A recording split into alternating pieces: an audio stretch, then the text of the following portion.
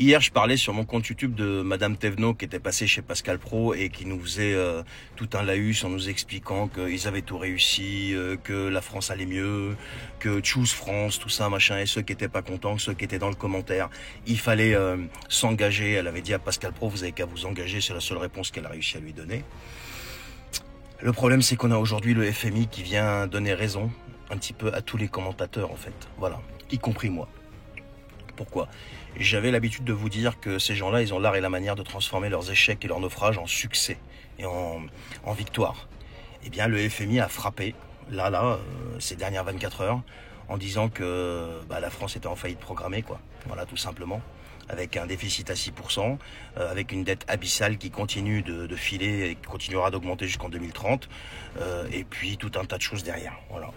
Donc le FMI vient rappeler à l'ordre tout ce petit monde-là, qui t'explique jour après jour que c'est en fait qu'on est dans une cata pas possible, et le pire c'est qu'il n'y a aucun plan précis, aucun plan clair et surtout sérieux pour essayer de s'en sortir. Et tout ça pendant que Monsieur Lombard, c'est comme ça qu'il s'appelle, le ministre de l'économie et des finances, t'explique, t'inquiète pas, tout est sous contrôle.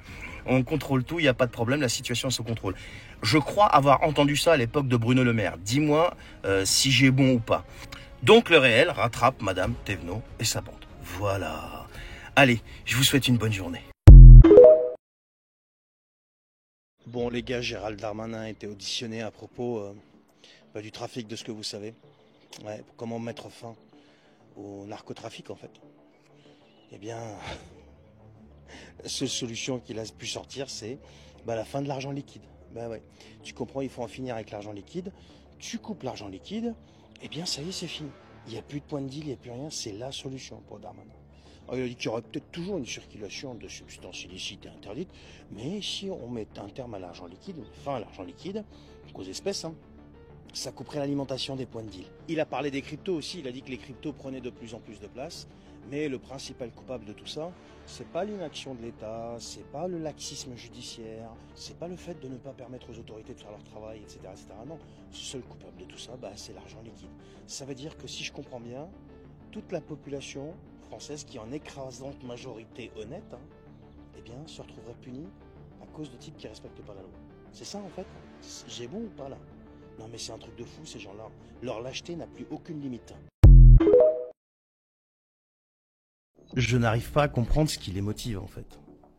Non mais ils sont complètement ravagés. Là je viens de lire une information qui a été relayée par Florian Philippot. Ursula von der Leyen prépare déjà son 18e paquet de sanctions contre la Russie, qui contiendra notamment la destruction définitive des gazoducs Nord Stream. Ouais. Alors, j'en avais déjà parlé du 18e paquet de sanctions lors du 17e, donc en début de semaine. Mais là, ce que ça veut dire, c'est ni plus ni moins que la fin de l'industrie des pays européens. C'est terminé, là. Non, mais ils se rendent pas compte, ces gens-là. Ils sont en train de se tirer des balles dans le pied. Dans les deux pieds, même dans les bras, partout. Non, mais au niveau énergie, là, ça va être fini. Ça va être la rupture complète avec la Russie. On va continuer à acheter de l'énergie, certainement à la Russie, par des moyens détournés. Ça va coûter une blinde à nos entreprises, à notre industrie. Et puis vous allez voir ce qui va se passer. Le boulanger du coin, quand vous allez voir votre boulanger commencer à fermer, déposer le bilan, parce que ça va être beaucoup trop cher au niveau électricité et compagnie. Quand vous allez voir les usines dans vos zones industrielles, pareil, fermées à cause des coûts énergétiques, ça va donner quoi à la fin? Comment ils réfléchissent ces gens-là? Alors on a compris l'histoire du spillover effect, tu vois, que l'Europe fonctionne sur les effets de crise. Mais là c'est quand même, mais ça va trop loin. Je sais pas, je comprends pas moi la logique en fait. Parce que si ça va trop loin après les peuples, ça va pas le faire. Et ces gens-là ils n'ont peur de rien en fait. Je sais pas, je comprends pas. Est-ce que quelqu'un a une explication s'il vous plaît?